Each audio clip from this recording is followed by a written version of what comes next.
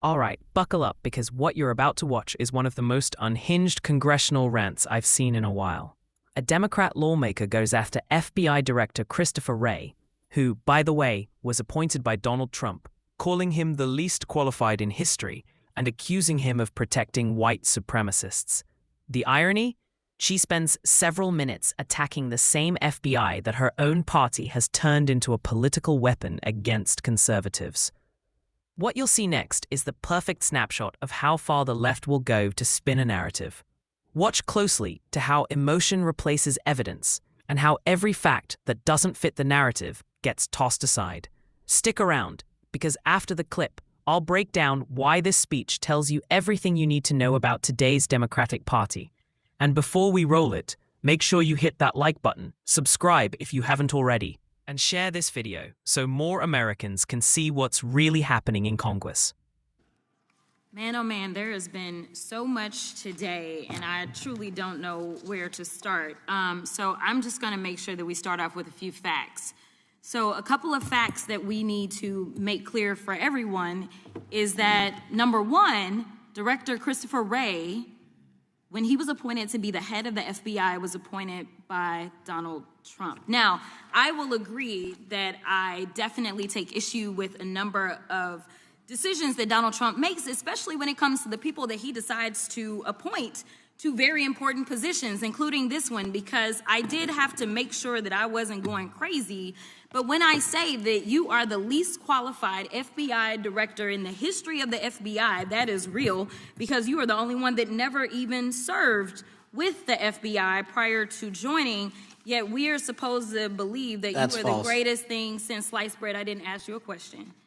Now, what I want to go through is to talk about why you are a failure and why, honestly, we just need to tell you bye-bye. I know that you got a little upset and you put on your show for your boss because it seems like you're trying to save your job when it came to talking to Senator Booker yesterday. But let's go through some of your failures. So before you were even confirmed, and I think one of my colleague from Georgia, pointed out that you are already targeting career officials so that you could direct illegal firings. Mind you, these cases that you were so upset about, which are the ones tied to Trump, the cases came through his handpicked FBI director. And frankly, when people sit around and say things like, oh, you know, we're happy because now we feel safe. I don't know who feels safe in this country except for the white supremacists, because I specifically as a black woman definitely don't feel safe. And frankly, my colleagues have been real nice to you today, and I applaud them, but I don't have the same demeanor because I know that multiple colleagues on this side of the aisle have faced death threats. In fact, somebody tried to kill one of my colleagues. And frankly, I don't know if this FBI or under your leadership, if those people would have been caught. I don't have any confidence in you. And if we start talking about the reasons that I lack confidence, we could start with you not just wanting to acknowledge some simple facts. Simple facts like the vast majority of the threats are coming from right-wing extremism. And I know my colleagues have tried to stress this, but I decided that I would maybe do it in a different way. Number one, I have a couple of UCs. Kim Buck, one of multiple Republicans receiving death threats for voting against Jim Jordan as House Speaker. Without objection. Another one, Republican lawmaker says she received death threats after voting against Jim Jordan in Speaker's race. So there it is. Another Democratic performance meant for cable news, not for the American people. Let's call this what it is, a political audition. You heard her rant about Christopher Wray being appointed by Trump, but let's get something straight. The issue isn't who appointed him, it's how the FBI has been weaponized since. The same people screaming about white supremacy. Every other sentence are silent when the FBI goes after conservative parents at school board meetings or Catholics praying in church. Here's the thing. Democrats have built their entire narrative around division. Every hearing turns into a lecture about race, privilege, and fear. Instead of discussing how to make our cities safer, how to stop the flow of fentanyl, or how to secure our border, They talk about white supremacy as if it's the only threat in America. Meanwhile, the violence happening in Democrat-run cities tells a very different story. And when she brought up that people don't feel safe in this country, she's right, but for the wrong reason. It's not because of conservatives. It's because of failed Democrat policies that have let criminals walk free, defunded police departments, and prioritized political activism over law enforcement. That's the truth she won't admit. Then there's the claim that the FBI isn't doing enough. Really? Under the Biden administration, the FBI has been busy targeting parents, censoring online speech, and raiding political opponents' homes. But Democrats don't mind that. They only get upset when their own side loses control of the narrative. What's even more telling is how the Republican side handled it. They didn't waste time with theatrics. They talked results. Record drug seizures, child predators being taken off the streets, and lower crime rates. That's what real leadership looks like. Democrats can shout all they want, but facts don't care about their outrage. This entire exchange exposed two very different Americas. One side obsessed with identity politics and victimhood. The other focused on results, accountability, and protecting the public. And if you're paying attention, you can see who's really working for the American people and who's just playing for the cameras. If you're tired of watching Congress turn into a circus, make sure to stay tuned here. We'll keep calling it out, clip by clip, truth by truth. Like this video, hit subscribe, and turn on notifications so you don't miss what they try to hide next. Without objection. In addition, there was another one from another colleague who now is leaving Congress because they said that they were calling his wife anonymously and threatening her life to the extent that she ended up sleeping with a firearm. Without objection.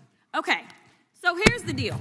How are we supposed to have confidence when you're sitting up here telling the Senate yesterday that it will take you 14 years before you can get the FBI fully staffed to do their jobs? You're also now redirecting resources so that they can go and play ICE agents on the streets. You're getting rid of your most qualified people, and even when it came down to somebody that you consider to be a friend, you were posted up having some fancy dinner to the extent that you posted not only once erroneously, you posted twice erroneously as it relates to catching somebody, and then you want to go and say, let me take a victory lap.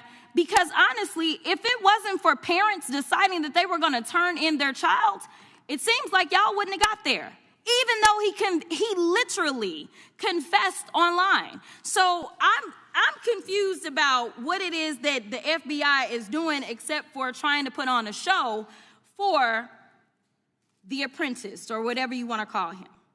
The day after all of this took place, there was domestic terrorism that was taking place at HBCUs. They were targeted. Yet I didn't hear anything from the FBI about what was going on. And again, black people kept saying, how did we end up in this? Because the numbers are so very clear that white supremacy is a problem. And honestly, I've not heard anything out of you today that makes me believe that you're going to do anything about the white supremacy problem. The one that is leading to children being killed, children being shot, as well as members of their community as they're worshiping in their churches. The time of the gentlelady has expired. If the gentleman would like to respond to any of that. Well, I'll respond. Kash Patel, as I said when I introduced him, public defender, former prosecutor, top staffer on the House Intelligence Committee, Deputy Director of National Intelligence with the National Security Council, Chief of Staff at the Department of Defense, and FBI Director. I think that's pretty good resume for the guy who's now running the top law enforcement agency in our country. And we've seen all the stats that he's given to the committee on how much better they're doing at getting the bad guys than the previous guy was doing. With that, I recognize the gentleman from South Carolina. Thank you, Mr. Chairman. Director Patel, I think you're witnessing some auditions, clickbait auditions for the Academy Award for my Democratic colleagues. We'll see how they fare as they're on MSNBC later on today. Do you care, before I launch into my line of questioning, to respond to Ms. Crockett from Texas on that very elaborate and theatric display? Here's what I've learned in my government service. I don't give a damn what they say about me as long as I'm succeeding in the mission. We're succeeding in the mission because the men and women of the FBI have never been empowered to do more work and to hit the streets harder than by President Trump's authorities and resources he's given us.